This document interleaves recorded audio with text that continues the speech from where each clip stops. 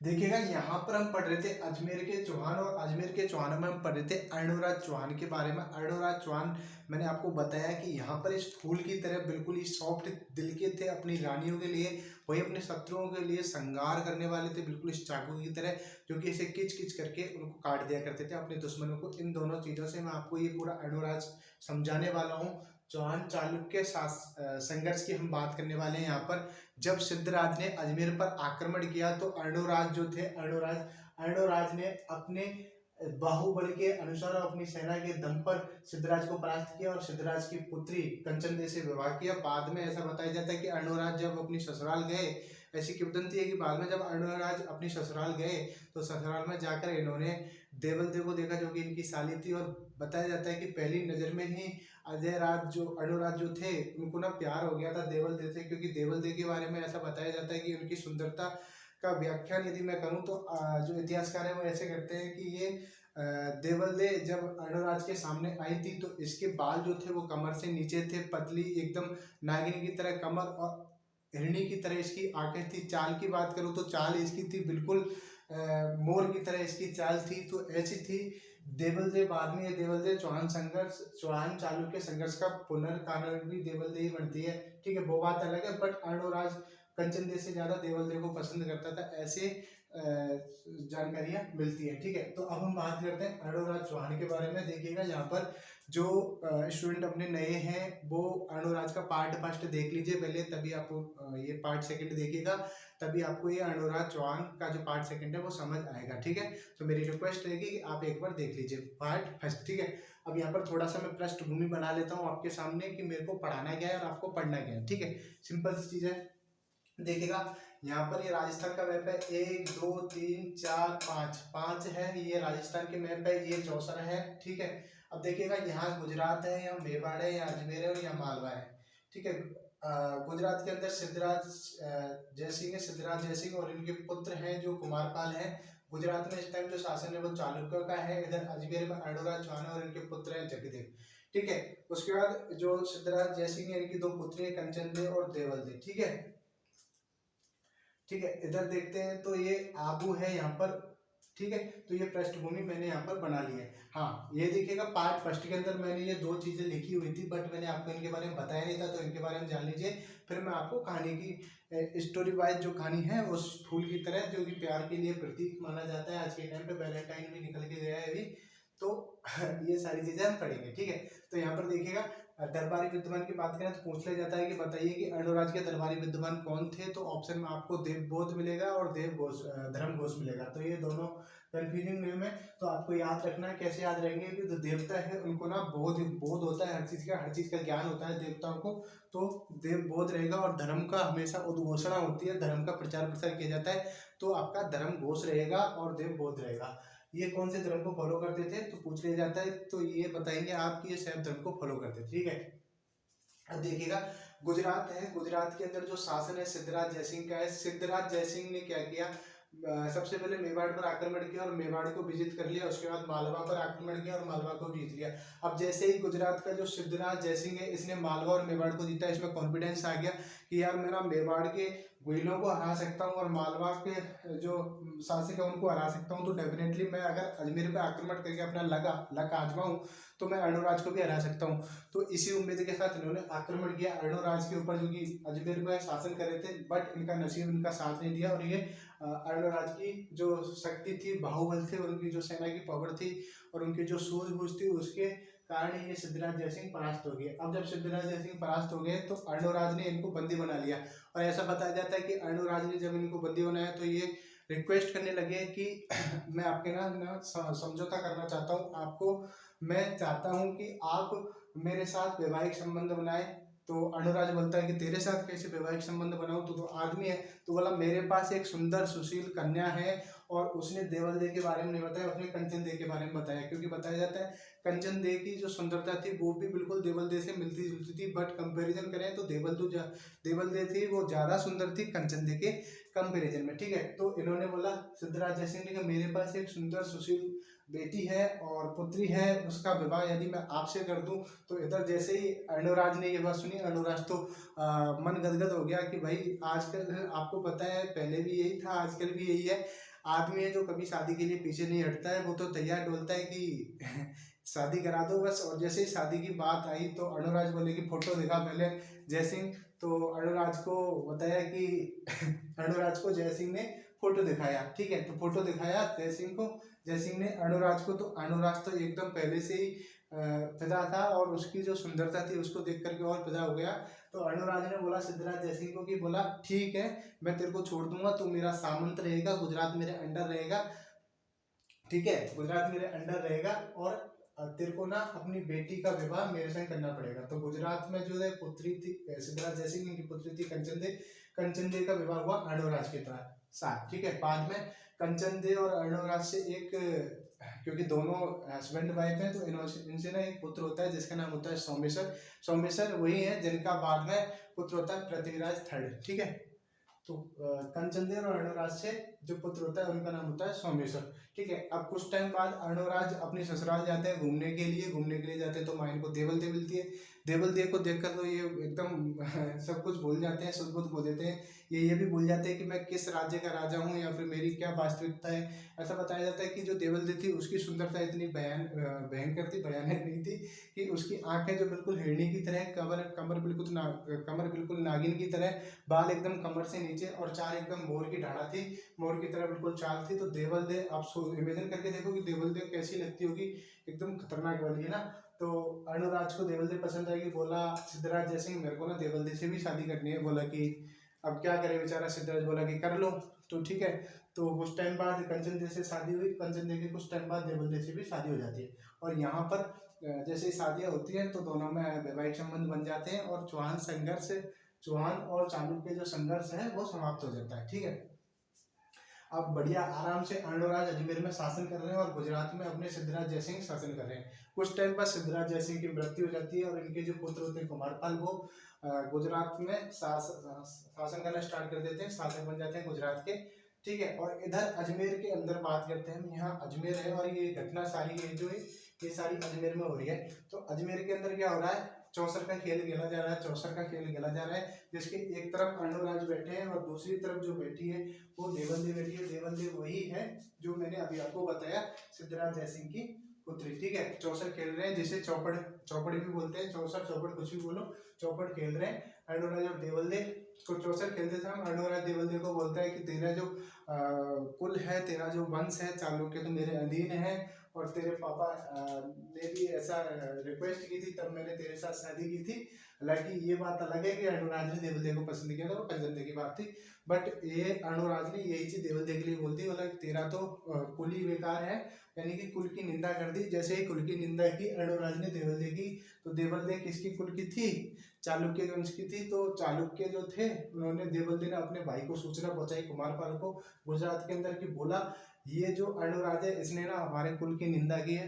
तो ये बात सुनकर के कुमारपाल को गुस्सा आ गया। और दूसरी तरफ यह भी बताया जाता है कि चौहान चालुक्य संघर्ष का जो एक कारण तो ये है कि चौपड़ का खेल खेलते टाइम या चौसर खेलते टाइम अनुराज ने देवल दे की कुल की निंदा कर दी। और दूसरा रीजन ये भी बताया जाता है कि अनुराज जो था वो कुमारपाल के जो सामंत वगैरह थे उनमें आंतरिक अशांति फैलाने का काम कर रहा था, ठीक है। इधर क्योंकि गुजरात ने आक्रमण किया था मेवाड़ पर, तो गुजरात के अधीन था मेवाड़, है ना, मेवाड़ था, ठीक है। अब वो बाद में बढ़ेंगे, तो यहाँ कंटिन्यू करते हैं हम स्टोरी। तो जैसे ही देवल दे ने कुमारपाल को सूचना पहुंचवाई कि हमारे वंश की निंदा हुई है, तो गुजरात के अंदर बैठा कुमारपाल भड़क गया, बोला कि नहीं ऐसा कैसे हो सकता है, मैं तो युद्ध करूंगा। तो इधर से 1140 ईस्वी के अंदर 1146 यानी कि 1140 ईस्वी के अंदर इधर से गुजरात से सेना चलती है और इधर से अजमेर से सेना आती है और ये सिरोही के आबू में आकर के मिलती है और वहाँ पर 1140 में युद्ध होता है। हालांकि ये जो युद्ध था 1140 के अंदर जो गुजरात के कुमारपाल और अनुराज की सेना के बीच हुआ था, ना कि डायरेक्टली अनुराज के साथ, ठीक है। इस युद्ध में क्या होता है कि गुजरात की जो कुमारपाल था, कुमारपाल ने जो अनुराज की जो सेना थी उसको परास्त कर दिया। अब जैसे ही अनुराज की सेना को परास्त किया तो कुमारपाल में और उत्साह बढ़ गया, बोला कि अगर मैं सेना को पराजित कर सकता हूँ तो अब इतनी सेना का मैंने संहार कर ही दिया है, इतनी सेना को हमने मार ही दिया है, तो हम आगे चल के अजमेर पे भी आक्रमण करके अजमेर को भी जीत सकते हैं। ठीक है, तो इसी के तहत इन्होंने 4 साल की बढ़िया तैयारी की, अच्छे से प्रिपरेशन की। कुमारपाल ने 1146 के अंदर युद्ध जीतने के बाद 4 साल की खूब अच्छी तैयारी की और 1150 में इन्होंने एकदम अचानक आक्रमण कर दिया। किस पे? अजमेर पर। जैसे अजमेर पर आक्रमण किया तो अजमेर पर आक्रमण करते ही इन्होंने 4 से 5 दिन के अंदर, ऐसा बताया जाता है कि 4 से 5 दिन के अंदर कुमारपाल ने अजमेर को जीत लिया था। और जैसे ही कुमारपाल ने अजमेर को जीता, अजमेर के अंदर था अर्णोराज और अर्णोराज को बना लिया गया बंदी। अर्णोराज को जैसे ही बंदी बनाया तो अर्णोराज ने बोला कुमारपाल को कि बोला मेरे पास एक सुंदर सुशील कन्या है, पुत्री है, उसका विवाह यदि मैं तुम्हारे साथ कर दूं तो क्या तुम राजी हो, समझौता करोगे, संधि करोगे? तो कुमारपाल वही अर्णोराज वाली बात, जैसे अर्णोराज का मन ललचाया था वैसे ही कुमारपाल का भी मन ललचाया। देखो आपको बात बुरी लग सकती है बट जो राजा महाराजा थे वो ऐसे ही काम करते थे,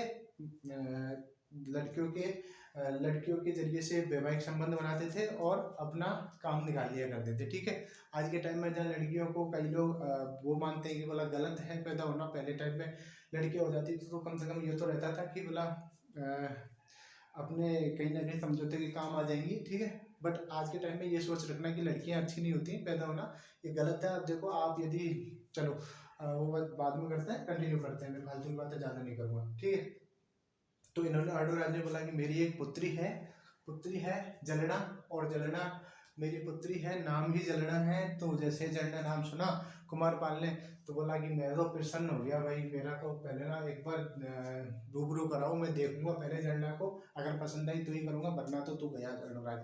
तो बताया जाता है कि अर्णोराज ने जलना को कुमारपाल के सामने लाया गया और कुमारपाल ने जलना को देखा तो कुमारपाल तो भाई फैन ही हो गया। देखो लड़कियां कभी भी वो बात कुछ एक्सेप्शनल हो सकते हैं पर लड़कियां हमेशा सुंदर ही होती है। आज के टाइम में नहीं है, वो बिरला वाइट पुट्टी लगा लेते हैं आजकल तो ऐसे करो तो वो दिखता है पूरा। तो यहाँ पर अर्णोराज ने अपनी पुत्री जगला का विवाह कर दिया कुमारपाल के साथ। अब यहाँ पर आपसे पूछा जा सकता है क्वेश्चन कि बताइए कंचन देव और देवल का विवाह किसने किया? तो सिद्धराज जयसिंह ने कंचन देव और देवल का विवाह अर्णोराज के साथ किया। वहीं अर्णोराज ने अपनी पुत्री जगला का विवाह कुमारपाल के साथ किया। जैसे ही ये गुजरात से 2 बार हार जाते हैं अर्णोराज, 1140 में आबू में हार जाते हैं, 1150 में अजमेर में हार जाते हैं, तो ये दुखी रहने लगते हैं और दुखी रहते रहते ये इतने दुखी हो जाते हैं, बहुत दुखी हो जाते हैं और अकेले में अपना जीवन व्यतीत करते रहते हैं। ठीक है, इसी दौरान क्या होता है, कुमारपाल जो कि गुजरात के अंदर शासन कर रहा था, गुजरात के अंदर शासन कर रहा था, है ना। तो गुजरात के अंदर ही तो गुजरात के जो सिद्धराज जयसिंह ने उसने आक्रमण किया मेवाड़ और मालवा पर, उसके बाद अजमेर पर आक्रमण किया। इसका मतलब गुजरात के सिद्धराज जयसिंह के बाद उनका पुत्र जो राजा बना था कुमारपाल, तो गुजरात के अंदर थी मेवाड़ की रियासत। ठीक है, तो मेवाड़ की रियासत गुजरात के अंदर थी। तो कुमारपाल का जो सामंत नियुक्त किया होता कुमारपाल ने वो था सज्जन सिंह, जो कि मेवाड़ के चित्तौड़ में था। मेवाड़ में भी स्पेसिफिक पूछा जाए तो कहाँ पर? चित्तौड़ के अंदर था। ठीक है, तो चित्तौड़ पर शासन कौन कर रहा था? सज्जन सिंह, जो कि कुमारपाल का सामंत था। इसने अर्णोराज के पुत्र थे जगदेव, जो कि सुदबा का पुत्र था, है ना, सुदबा का ज्येष्ठ पुत्र था, उसको भड़काया 1155 में। बोला कि जगदेव मैं तेरा साथ देता हूँ, तू अगर अर्णोराज को मार देता है तो ना मैं तेरे को राजा बना दूंगा। ठीक है, तो ये चीज जगदेव क्योंकि राजा बनना चाहता ही था, अर्णोराज वैसे ही दुखी रहने लग गया था। तो यही होता है 1155 के अंदर जगदेव ने अर्णोराज की हत्या कर दी और जगदेव चौहानों का या फिर अजमेर के चौहानों का पहला पितृहंता राजकुमार बनता है। और ऐसे थे अर्णोराज, जो कि 1130 में इन्होंने अपना शासन स्टार्ट किया, जहाँ एक तरफ इनके पिता ने अपने जीते जी इनको राजा घोषित कर दिया। 1133 में इनका राज तिलक हुआ अपने पिता की मृत्यु के बाद, और 1155 में इनके बेटे ने इनका ही मर्डर कर दिया, इनकी ही मृत्यु कर दी, इनका ही संहार कर दिया। ठीक है, तो ये बात तो हो गई आपकी अर्णोराज की। अब मेरी बात सुनो, आप ये एक बार इमेज देखो, पूरा देख ली इमेज।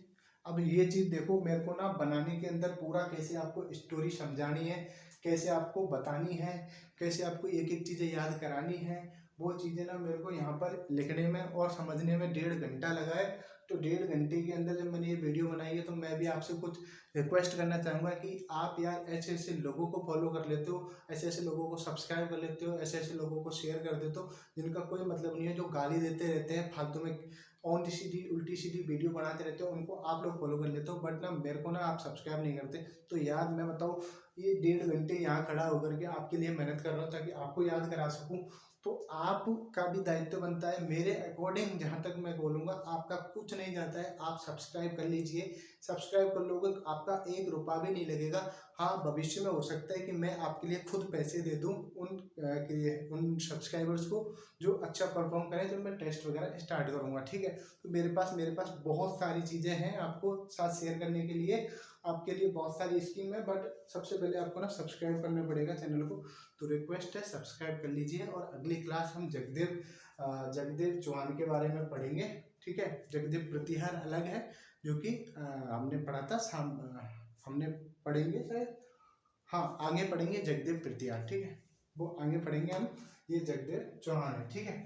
तो ऐसे थे अपने अणुराज चौहान, जिनका शासन 1130 में स्टार्ट हुआ और 1155 में खत्म हो गया। चैनल को सब्सक्राइब जरूर कर लेना। यहाँ पर हेडिंग लगाना है आपको चौहान चालुक्य संघर्ष, और आपको लिखना है, आपको लिखना कैसे वो आप लिख लेना है। अगर आपको समझ में ना आए कि कैसे लिखना है तो आप मेरे को कमेंट के अंदर बता देना, तो मैं आपको बता दूंगा कि कैसे लिखना है, ठीक है। चलो, वैसे लिखने के लिए ऐसे लिख सकते हो कि सिद्धराज जयसिंह ने गुजरात के सिद्धराज जयसिंह जो कि चालुक्य वंश का राजा था, उसने मेवाड़ और मालवा पर आक्रमण करने के बाद अजमेर पर आक्रमण किया। अजमेर पर आक्रमण किया, बट वो हार गया। तब सिद्धराज जयसिंह ने अपनी पुत्री कलचंदे और देवलदे का विवाह अर्णोराज के साथ किया। उसके बाद चौहान चालुक्य संघर्ष समाप्त हुआ। पुनः संघर्ष में लिख लेना कि अर्णोराज और देवलदे चौसर खेले थे, चौपड़ के खेल खेले थे। इस दौरान पुनः संघर्ष का कारण हेडिंग डालना, उसके अंदर डालना कि अर्णोराज द्वारा देवलदे के वंश की निंदा करना, कुल की निंदा करना, और अर्णोराज द्वारा कुमारपाल के जो सामंत थे उनमें आंतरिक कलेश उत्पन्न करना, ठीक है, ये डालना। उसके बाद डालना कि गुजरात से कुमारपाल ने और अजमेर से अर्णोराज ने सेना भेजी और आबू में 1140 में इनके मध्य युद्ध हुआ। 1150 में कुमारपाल जो थे, इन्होंने कुमारपाल ने अजमेर पर आक्रमण किया और अर्णोराज को परास्त किया। अर्णोराज को परास्त करने के बाद अर्णोराज ने अपनी पुत्री का विवाह जलना, जिसका नाम था, कुमारपाल के साथ किया। उसके बाद अर्णोराज दुखी रहने लग गए। सज्जन सिंह के कहने पर, जो कि कुमारपाल के सामंत थे, चित्तौड़ का जो सज्जन सिंह जो कि चित्तौड़ के अंदर शासन कर रहे थे, उनके कहने पर इनके अर्णोराज के पुत्र जगदेव ने अर्णोराज की हत्या कर दी, और ऐसे अर्णोराज का जीवन काल समाप्त हो गया और शासन भी समाप्त हो गया, ठीक है। अभी आप ऐसे लिख लेना, और चैनल पर नहीं हो तो सब्सक्राइब कर लेना। आगे की वीडियोज में यदि मैं ऐसे स्टोरी बताऊं तो आपको वो स्टोरी सुननी है और अपने खुद के अकॉर्डिंग नोट्स बना लेने, ठीक है। चलिए, मिलते हैं नेक्स्ट क्लास के अंदर जगदेव चौहान के साथ। चैनल को सब्सक्राइब जरूर कर लेना, मैं हाथ जोड़ के बोल रहा हूँ, और आपको भी बोल रहा हूँ कि आप इतनी चीज़ें करवा रहे हो तो सब्सक्राइब भी करवा लो, आपका कुछ नहीं जाता, ठीक है। चलो।